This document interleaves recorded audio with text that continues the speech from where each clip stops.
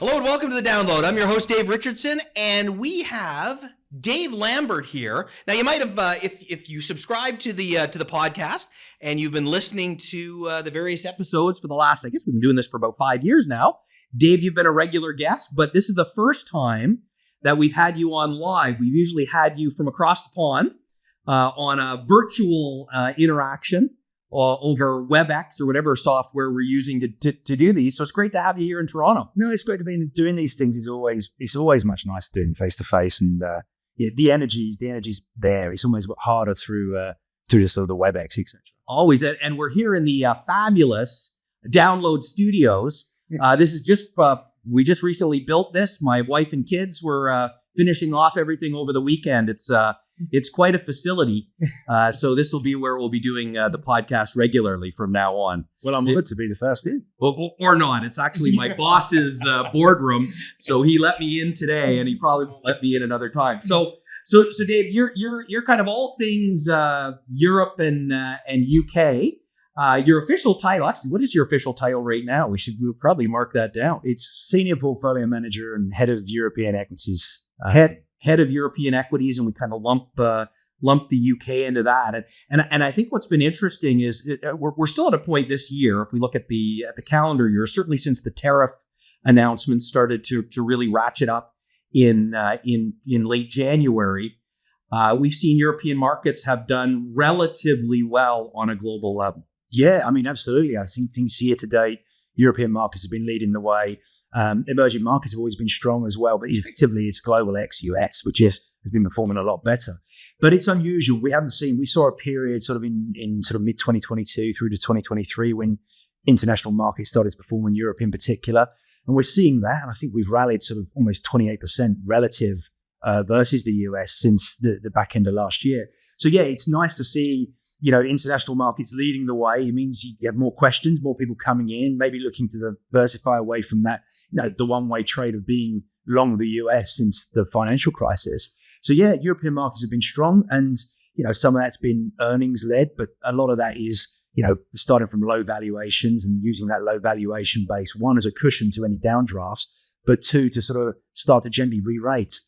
So that's what sort of led to the outperformance. And we've talked a lot on this podcast over the years about the idea that we love to buy stuff when the valuations are lower, right? Just like when we're out shopping, right? Love to buy stuff on sale, love to get a bigger sale than the bigger the sale, the better. But what valuation doesn't do when we're talking about stocks is provide you with for lack of a better term, a timing mechanism. Right, things can stay undervalued or overvalued for an extended period of time, and then you need some kind of a trigger to make those valuations change. So we've talked about, and again, we'd love you to subscribe. Subscribe on YouTube now, where this video is playing. You can subscribe on any of the places that you listen to podcasts. We'd love you to be a regular listener to the download. It's one of the fastest growing podcasts anywhere, Dave. Did you know that? I didn't know, but you probably would have turned it down if you'd known that. There's a lot of pressure on you.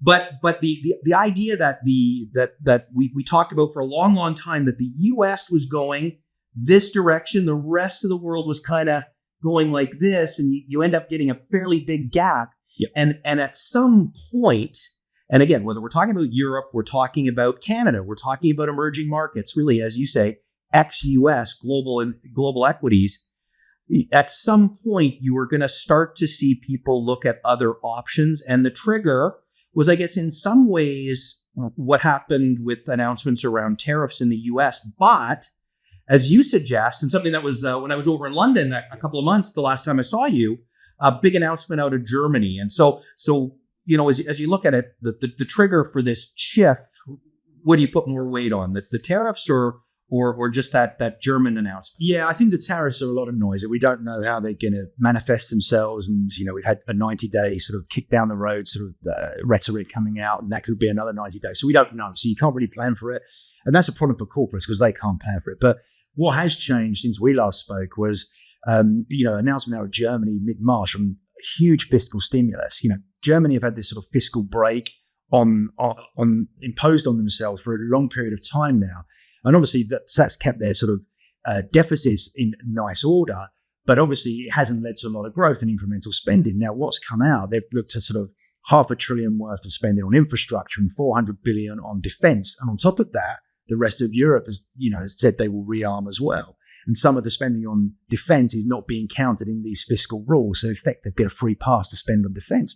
But ultimately, you've come from a period where, there's been no spending to a huge stimulus of spending. And, I've seen numbers out there to say the infrastructure spend on its own could add 50 bips a year on GDP, which is significant, right? Because, we've been looking at economies in Europe which have been growing between 0 and 1%, pretty pedestrian. But if all of a sudden you're looking at, 1, 2%, maybe 2% plus, if all of these things happen, maybe you get sort of supranational debt issued or debt mutualization, which would be very, very big things for Europe. And I don't anticipate that happening anytime soon. But I think the most important thing is the mindset shift. We've seen, is this the phoenix from the flames moment? The mindset shift is maybe a little bit more pro-growth, and sort of this fiscal multiplier could start to take effect. And ultimately, if we've got the domestic economies, doing a lot better, infrastructure spend, defense spend, for so long over the last, since I've been investing in European markets, really to get, higher returns and sort of better growth profiles of businesses, you've had to look at international businesses because, looking for emerging markets or the US, for instance, and the European portion has always been, a bit of a laggard. If that's changing, then that's great for all these European businesses that are sort of still international, but actually, domestic franchises like, telecoms, banks, utilities, other parts of construction, all of a sudden the growth profiles pick up. When you get more growth, you get operational gearing, so returns and margins start to pick up as well. So you get this double kicker. So I don't think the market, on current valuations is really giving, as it shouldn't just yet, giving any credit to this, because obviously these sort of spending take a long time to manifest, and we wouldn't be looking at anything happening until next year at the earliest. But it is a medium and long-term phenomena, which I think could really structurally change the long-term GDP growth and potential earnings growth for Europe. Then if we look at it through versus the US, when you were talking about that sort of wedge of sort of earnings in, superiority we've seen in the US coupled with a re-ratings, we've seen both. Maybe the earnings don't grow as far, grow similarly Europe versus the US. And as a consequence, do those ratings as well then start to converge? I don't necessarily think they should converge all the way because, the US has got some huge global gorilla businesses that just sort of dominate and are on very high returns. But ultimately, I think the setup for Europe at these valuations and the potential for improved growth is very, very interesting and something we haven't seen for a considerable period of time. So I think myself as an investor, and I think other Canadian investors, global investors for that matter, might look at Europe as a kind of a really nice place for a summer vacation. Maybe even I prefer the shoulder seasons actually. Sort of this time of year, maybe September, October, but not a place where there's a whole lot going on economically. They're kind of old, stagnant economies. You've got Eastern Europe and the addition of Eastern Europe into the European Union. Those countries which are, lack infrastructure. There's all kinds of issues there. So it's not necessarily a place you think of as exciting for investing compared to the US or maybe even Canada for that matter. As you say, it's still a bit of wait and see. But is this a time when you're actually fairly confident that this is really a step forward and people should really be looking at this opportunity? Yeah, I think this is definitely something that's new. So we should be taking notice of it and positioning, from an asset allocation perspective. You just can't leave Europe on the side now. If this comes to pass, but notwithstanding that, I was looking at some charts this morning. I think we talked about this as well last time we did a podcast. I was looking with Subuchia, and we were looking at sort of the growth of the German economy through 2023 and 2024, which was negative and then flat. The DAX was up, 17% and 20%, and the DAX has outperformed, over the last 5 versus the S&P on a common currency. If you take the 5-year number from today back 5 years, it's outperformed the S&P. Beginning of 2021, it's outperformed. So you don't necessarily need to see growth in the economy. You just need to be invested in companies that can take advantage of that growth. And we've got lots of great companies in Europe that can do that. But I think that pool of companies that, can take advantage of growth grows as you get that sort of plug of Europe actually with some sort of stimulus behind it. So it makes the opportunity set that much greater, and therefore makes Europe on aggregate a more attractive place to be looking to invest once. Yeah. And like you say, not just companies, as you've kind of been focusing on, you mentioned that do a lot of their business outside of Europe. So in the US, in Asia, but now you can actually look at companies that are generating the bulk of their revenue just within Europe. And the banks, as you mentioned, are something that you're pretty excited about. Yeah, I mean, that's exactly, and I think they're sort of the poster child for what's going on. Tough regulatory environment, which has served them quite well through periods of crisis now, post GFC and on. And then you get a modicum of loan growth coming through, which is what these guys need. The rate environment's good. Their balance sheets are solid. So all of a sudden, on valuations, on 1 times book or on an earnings basis, 7 to 8 times earnings, they look super attractive. And these, relative to where they were pre-financial crisis, I'm not ever going to say they're going to make up that gap, but they're hugely derated, and versus the US banks. So I think banks in particular are really interesting. I mean, an interesting area. Banks and tanks actually are really interested in Europe right now. Yeah. I mean, that defense spend is going to, from what I was saying earlier on the infrastructure spend and the defense spend, they are the two, areas I think are super interesting. Although we've seen a re-rating in things like defense, quite rightly, the growth profile for these is a completely different level and league to where it has been in the last sort of 30, 40 years. So they're two very, very interesting areas of the market.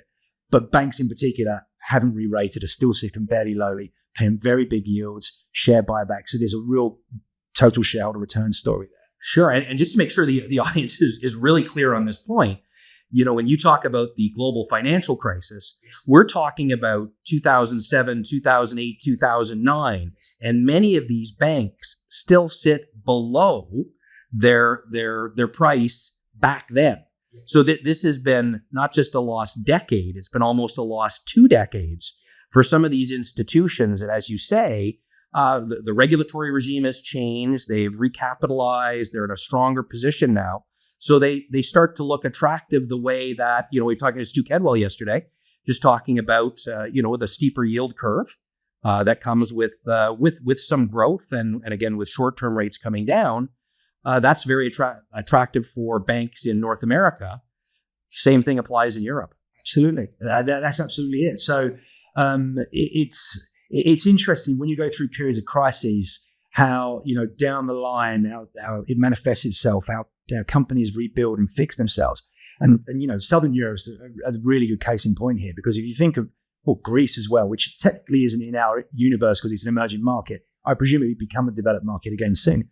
But Greek banks, Italian banks, Spanish banks, these banks, have really turned the corner. And if you look at the yields in the countries themselves on the 10-year yield, Greeks can borrow more cheaply than the US can. I mean, if you think you rewind 15 years, 16 years ago, that would seem bonkers given the financial crisis we went through. But that's what happens in periods of crisis. It takes a long time to come through the system, but ultimately, you do fix things and they come out. And for us, that's providing, a very solid ground on low valuations to be deploying assets. And financials themselves within Europe, say, they're sort of 25, 26% of the index. So they count, they matter. Of that, banks are about half, and you've got diversified financials and insurance, but they're important for Europe to continue performing. And, I've always thought about Europe versus the US as European banks versus US tech, because they're the two dominant sectors. And I still think that's the case. But I think that's great for, from a relative perspective, we should think of that. And I think the banks are still in a very good position from a relative basis to continue to perform. So you said banks and tanks. So if you think of this military spending that Germany's already announced and is quite likely to proliferate all across Europe, Canada as well, for that matter, with some of the pressure coming from the US, are there companies in Europe that are going to directly benefit from this? Or traditionally, has it not been more, U.S. suppliers who have benefited from any spending that comes out of Europe and other parts of the world? What's different now? Is it the tariffs? The tariffs to a degree, but I think there's a realization you need to be self-sufficient. And whether that's on a European perspective or even a national perspective, the Spanish will always have a contractor they'll go to. The Spanish and the Germans will have a German contractor. But ultimately, it's it will be kept within Europe. And the UK would be included within that. So you would have seen historically more spend go with the US, but I think the realization, and what's gone on over the last number of years has really hammered home the need to be self-sufficient and to be able to rearm oneself to a suitable degree to be able to prevent sort of conflicts and so forth going forward. So it is domestic, and there are plenty of European domestic plays starting up in Norway. There's plenty in Germany, France. There's big guys in the UK as well, and there's some even in Italy and in the Spain. Every country you look at, there is an angle to play the defense card. And then I guess infrastructure would be a big part of this as well, and there's some opportunities there too. Huge amount of opportunities in infrastructure. Again, a sort of a lack of a lack of spending. So underspending has just meant we talk about rail infrastructure, we talk about electrical infrastructure. I mean, that's really important from a utilities perspective. Where, only in Spain a couple of weeks ago we saw what went on as the whole sort of country went into darkness, and Portugal as well. And showing you how critical this sort of infrastructure is. But also sort of hammers home in terms of the supplier network they've bolted onto Spain, which has been very successful, but it's renewable. How fragile that can be in terms of the sun goes in completely over the country. All of a sudden, that supply dynamic completely changes. So you need a network that needs to be able to cope with that. So as a consequence, you need to be able to remunerate companies that can build these grids and network and can maintain them. And again, I think from an infrastructure perspective, that's vitally important. And then this all nets in, and you get that sort of hopefully fiscal multiplier where it sort of improves productivity, it improves other aspects of industry. I know I'm painting a pretty rosy picture, and I could have sat here many times over the last 15 years talking about low valuations and global businesses, but there does seem to be things changing. And, there's always political sort of things that can sort of disrupt this. Within Europe itself, but ultimately it does certainly feel like a new path of thinking and a new way forward that could be super supportive. Yeah, and I really think that it just shifts people off the extremes. When I was out, and I spend a lot of time traveling and talking to advisors and customers, investors across Canada, and I've said this a few times on the podcast. If I go back 8 months.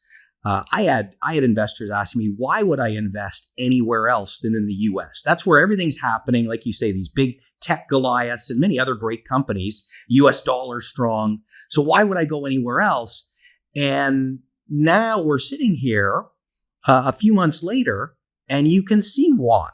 Because, and again, you just needed some kind of a trigger to start to get investors all around the world and just get the capital flows moving in somewhat of a different direction, little bit of softness in the U.S. currency, and all of a sudden that opportunity starts to manifest itself. And then again, so then you start looking, and what I was excited about talking to you today is, okay, so these opportunities are going to be in these different areas, but there are actually companies there that can take advantage of it. And clearly you're saying yes. Yeah, exactly. And that's, you've got to hit the nail on the head. It's there's all manner of corporates across Europe that can take advantage of this, but then can also take advantage of things that change, elsewhere on the global picture. I mean, we could go back sort of 3 months and we wouldn't necessarily have seen what was going to happen in Germany. We could have talked about this happening. We could have talked about it for some period of time, and that trigger, you can never pinpoint it. So as a consequence, as an investor, we talk about diversification. Why would I never move away from the US, as you said last year? But ultimately, you just never know when this is going to happen. And the key is, as an investor, you need to be diversified. You need to have that sort of ability to shift assets. And as a consequence, that means you always need to have some sort of, in my opinion, some sort of exposure to all these asset classes, and then be able to dial them up and dial down, because you never know when these catalysts are going to manifest themselves. And neither does the market. And that's why you get these big moves. And hence, as I said earlier, what's the move we've seen in the DAX just this year has meant on a 5-year, 4-year, 3-year, 2-year, 1-year period, the DAX outperformed the S&P on a common currency basis. So we didn't see that coming, but you had to be there to sort of be taking advantage of it. Yeah, and on the flip side of that, we're not suggesting in any way that you take your U.S. holdings down to zero, but it's the idea of having a little bit everywhere. And then, like you say, what's really important about diversification and having a diversified portfolio to begin with is the idea of dialing up and dialing down. So I might want to be overweight or underweight a different area for a particular reason. And again, for a number of years, we wouldn't be 100% US, but we might be overweight US, underweight Europe. And then, as we've seen things evolve over the last several months, now might be a time where you might want to be a little bit overweight Europe and perhaps dialing down your weight in the US. Well, it does feel like that to me, given the sort of earnings trajectory, as I said earlier, with Europe potentially catching up from an earnings growth rate, but then starting in a much lower PE level of sort of 13 times, 14 times relative to your sort of 18, 19, 20 times in the US. Then you kind of sort of say, well, I'm paying for similar earnings growth on, maybe slightly lower return businesses, but in essence, I'm paying, 7 times, 8 turns more for these companies in the US. There are some phenomenal businesses in the US, and the US in aggregate will always be a higher return from a return on capital employed, universe than Europe and the rest of the world. And as a consequence, should be more highly valued, in my opinion. But ultimately, it's all about this sort of the gap, the gap, and those jaws or the sort of the wedge. It probably shouldn't be that big. So that's kind of how we're thinking right now, and that's what we're talking about in all the meetings we're doing while I'm here this week. So we say technically, the UK is not part of Europe. Is you seeing the same momentum there, or is the UK at a different spot in terms of the economy and the companies that operate within the? From the economy perspective, actually the UK is growing a little bit better than the rest of Europe. So actually what we're seeing, if you look under the hood in the UK, we're seeing the domestic businesses actually perform quite well. But that's sort of more FTSE 250 in the small and mid-cap land. Whereas when you look at FTSE itself, there's a lot of big international businesses, not necessarily British businesses either, that sit there. So we're seeing it from, in the mid-cap space.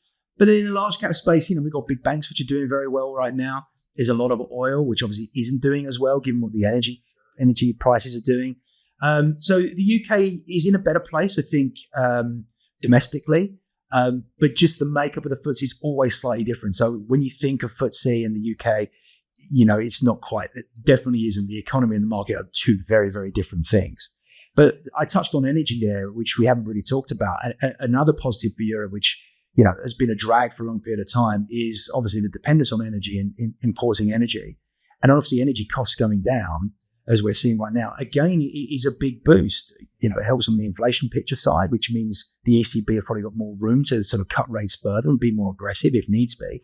But actually, from a cost perspective for your average business, and particularly in the industrial heartlands in Germany, etc., you've got cost improvements coming through as well, which ultimately improve.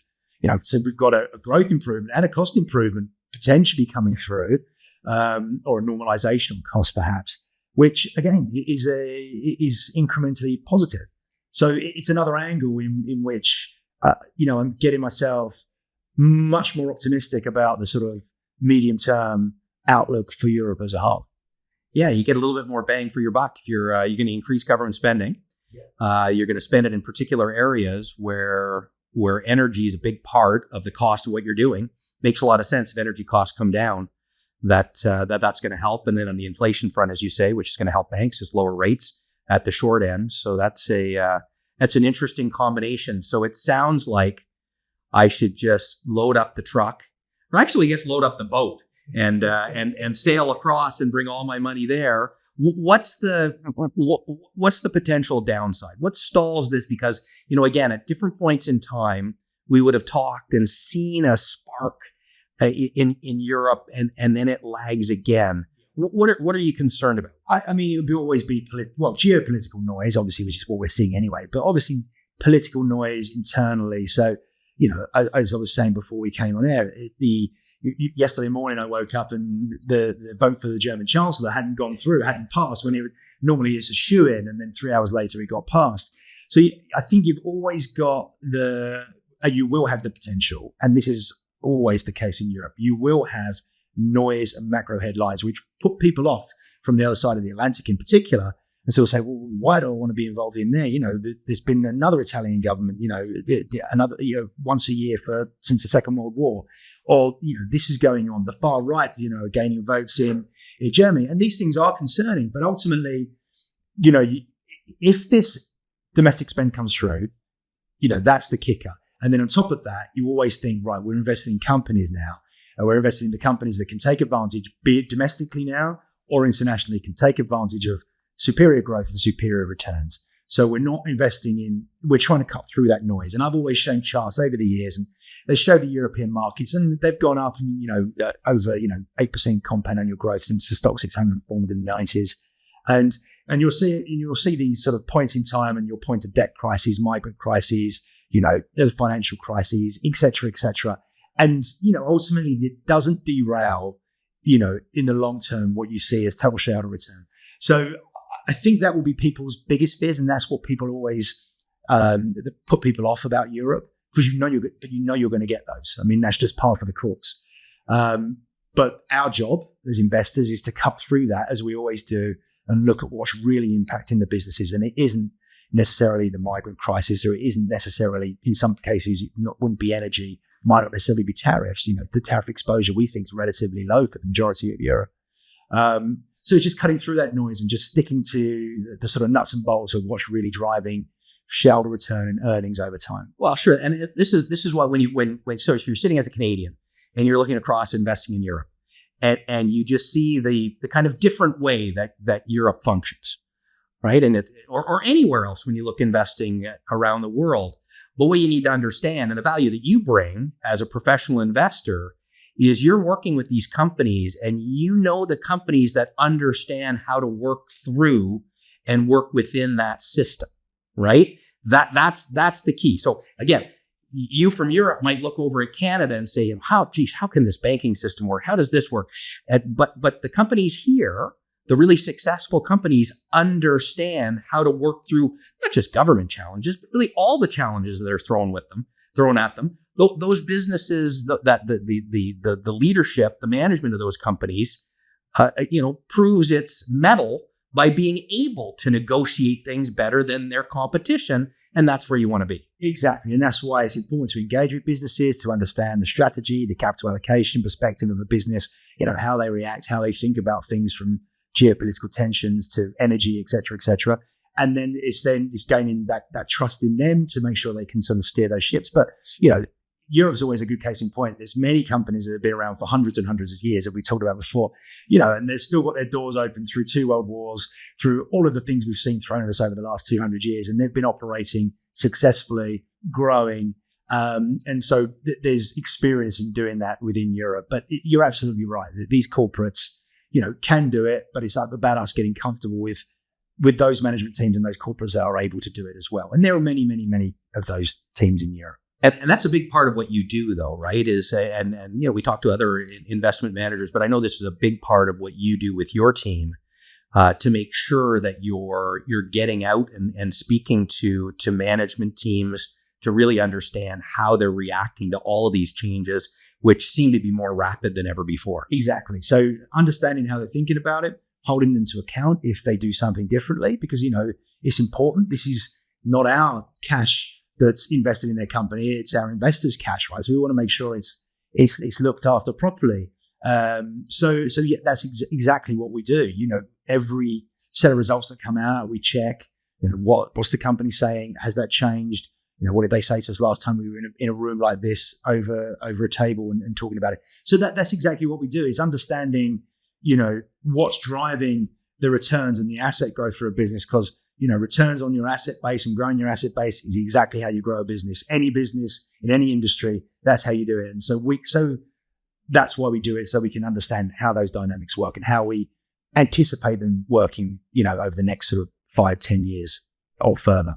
Well, with the nice weather we have here in Toronto, I know this has been great to do this face to face for once. We've done a couple of other videos internally, but this is great to actually have something that's out on YouTube that people will be able to watch and get to see your smiling face. As I say, most people prefer to do the audio version when I'm involved, but you bring enough. I think people will actually watch this video. But one of my highlights when I'm in Europe and we get to this time of year, or over in London, is having a sip of tea outside a tea shop somewhere in London. So hopefully we'll get out this afternoon and I'll show you some of the better tea spots here in downtown Toronto, and we can have a chat over that. A lot of great tea here. It's really evolved, so I think you'll really enjoy it. I'm happy to do my research. Anyways, Dave, thanks as always for saying yes, and we'll see you the next time we're over in the UK. Thanks, Dave. Yeah. Cheers. This recording has been provided by RBC Global Asset Management, Inc. for informational purposes only and is not intended to be investment or financial advice. You should consult your own legal, accounting, tax, investment, or financial planning advisors before engaging in any transactions.